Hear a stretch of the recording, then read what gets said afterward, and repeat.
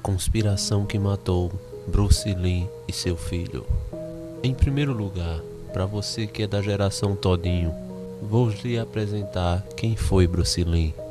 Em primeiro lugar, é importante você saber que nos filmes de artes marciais, geralmente a velocidade dos movimentos é ampliada, mas com Bruce Lee era diferente. Os movimentos dele eram tão rápidos que as câmeras de captura de 24 kps, média da época, não conseguiam captar os movimentos dele. Então foram utilizadas câmeras de captura de 32 kps, significam quadros por segundo.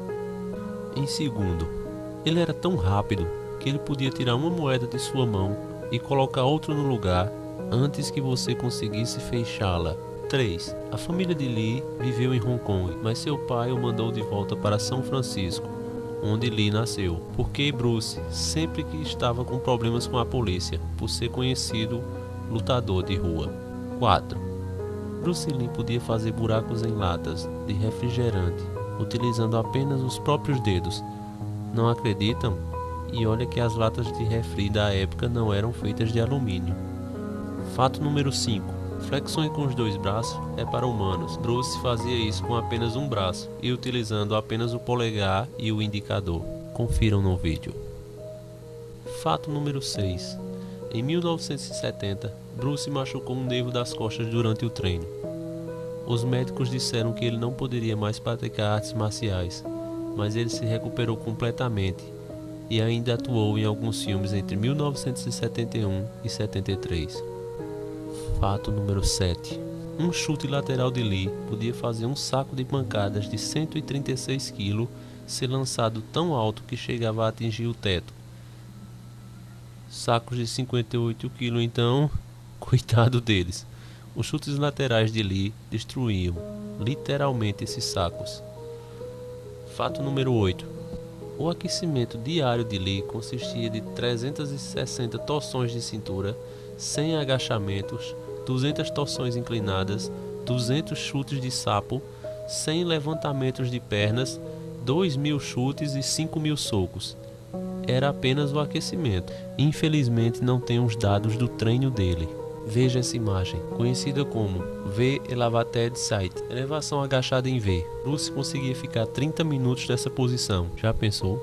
Fato número 10. Usando a técnica de soco de 1 polegada, Lee era capaz de lançar um adversário a 4,5 metros de distância. Bob Baker de Stockton, aquele que Lee acertou durante uma demonstração naquele famosíssimo vídeo, disse o seguinte: "Eu disse a Bruce para não fazer esse tipo de demonstração novamente. Da última vez que ele me socou, eu não consegui trabalhar porque a dor que ficou em meu tórax era insuportável." Eu consegui o vídeo, deem uma olhada.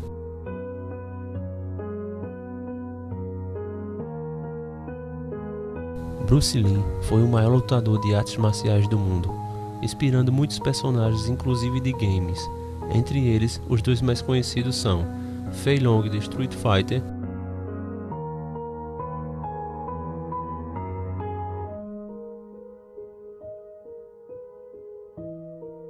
e Liu Kang de Mortal Kombat. Muitos o chamavam de a encarnação do dragão, símbolo supremo das artes marciais. Além desses, existe também um anime muito famoso e querido por muitos, acredito que vocês devam conhecer, Street Fighter Victory, e a famosa batalha entre Ken e Vega também foi inspirada em um filme de Bruce.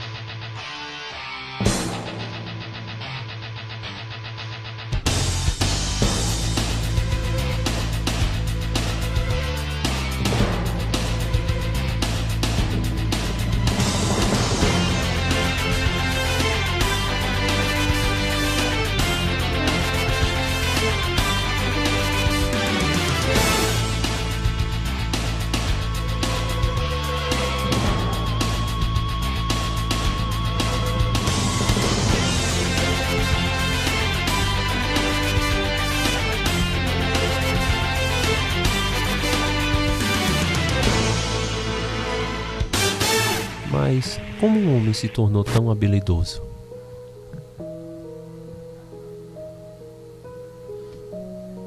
Segundo a história, Bruce Lee era um jovem que sonhava em ser um astro de cinema, porém não havia espaço para papéis principais para chineses, que só conseguiam papéis ridículos de comédia, sendo na maioria das vezes humilhados com roteiros ofensivos e preconceituosos aos chineses.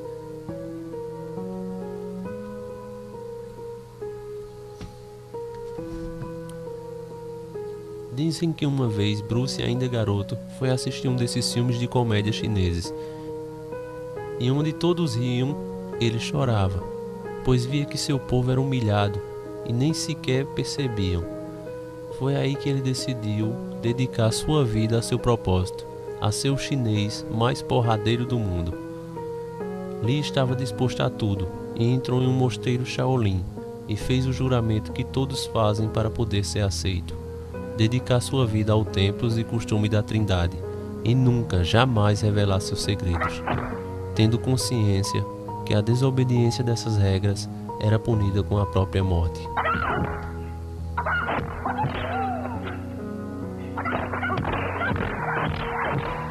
Bruce treinou muito e seguiu todas as regras dos Shaolins, porém com seu talento natural, logo se tornou o maior mestre lutador entre eles, e assim percebeu que ele agora estava pronto para se tornar o maior lutador ator que o mundo já viu. Ele queria fazer filmes de luta, com combates o mais real possível. Por isso sempre escolhia atores que também lutassem bem, para assim poderem gravar boas lutas. Por isso muitos grandes atores lutaram com Bruce, como Chuck Norris, Jackie Chan e muitos outros. Logo Bruce estava consagrado. Seus movimentos perfeitos e sem a utilização de efeitos de cinema deixavam o público impressionado. E com isso as academias de Kung Fu estavam ficando cada vez mais lotadas. Mas os Shaolins não estavam gostando nem um pouco de verem seus ensinamentos secretos revelados ao mundo. Então, em 1973, bolaram um audacioso crime perfeito. Segundo a teoria, Lee estava sendo assassinado aos poucos por pessoas próximas a ele, que estavam a serviço da Trindade.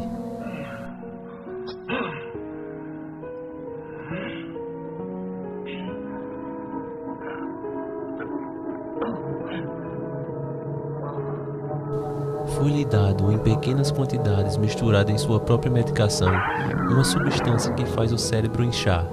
Lee teve seu primeiro problema no dia 10 de maio de 1973. Bruce Lee desmaiou no estúdio Golden Harvest enquanto fazia o trabalho de dublagem para o filme Operação Dragão. Ele sofreu convulsões e dores de cabeça e foi imediatamente levado para um hospital de Hong Kong, onde os médicos diagnosticaram edema cerebral. Eles foram capazes de reduzir o inchaço com a administração de manito, uma medicação. Passado mais ou menos 70 dias, em 20 de julho de 1973, Lee foi a Hong Kong para um jantar com o ex-James Bond de 007, George Lazenby, com quem pretendia fazer um filme. Segundo sua esposa Linda Lee, Lee encontrou o produtor Raymond Chow às 2 da tarde em casa, para discutir a realização do filme Jogo da Morte. Eles trabalharam até às 4 da tarde e depois dirigiram juntos para a casa do colega Lee Bet-tai, uma atriz de Taiwan. Os três passaram o script em casa e em seguida Chow se retirou. Mais tarde, Lee se queixou de uma dor de cabeça e Ting deu-lhe um analgésico Equagesic, que incluía aspirina e um relaxante muscular. Cerca de 7h30 da noite, foi se deitar para dormir. Quando Lee não apareceu para jantar, Chow chegou ao apartamento, mas não viu Lee acordado. Um médico foi chamado, que passou 10 minutos tentando reanimá-lo, antes de enviá-lo ao hospital. Lee foi dado como morto no momento em que chegou ao hospital. Aqui tem algumas imagens. Não houve lesão externa visível. Porém, de acordo com relatórios de autópsia, seu cérebro tinha inchado consideravelmente, 1,400 a 1,575 gramas, um aumento de 13%. Lee tinha 32 anos. A única substância encontrada durante a autópsia foi Equagesic. Em 15 de outubro de 2005, Chow declarou em uma entrevista que Lee morreu de hiperalergia ao relaxante muscular Equagesic, que ele descreveu como um ingrediente comum em analgésico. Quando os médicos anunciaram a morte de Lee oficialmente, o país considerou uma enorme desgraça.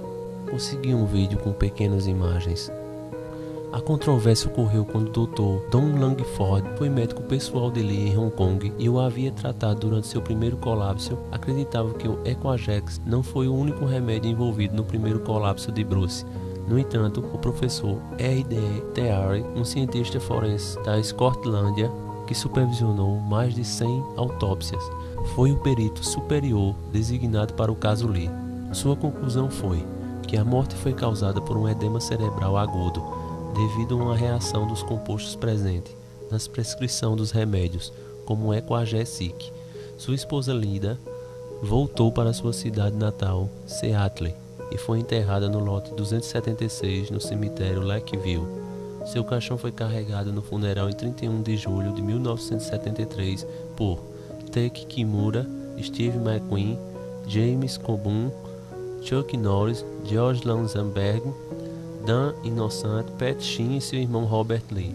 Com a morte de Bruce Lee, a Trindade pensava agora que seus segredos estavam seguros. E estavam, mas apenas por alguns anos, pois Lee passou todo o seu conhecimento para seu filho Brandon Lee, que costumava dizer que seu pai, antes de o ensinar a andar, o ensinou a lutar. Brandon Lee, aos seus 28 anos, já tinha 3 grandes filmes no currículo: Legacy of Rage, Massacre no Bairro Japonês e Rajada de Fogo, e tudo indicava que ele agora tomaria o lugar do seu pai. Porém, a Trindade não perdoa, e na gravação do seu 4º filme, O Corvo, Brandon Lee interpretava um astro de rock que voltava da sepultura para vingar sua namorada, morta. Houve uma sabotagem na arma que deveria disparar balas de festim. O tiro acertou o abdômen de Brandon e alojou-se em sua espinha, o levando a óbito em 1993, aos 28 anos. Com isso, o segredo da Trindade foi guardado até hoje. Brandon foi enterrado ao lado do seu pai. E com isso, a morte dos dragões foi concretizada. O segredo foi selado e guardado novamente.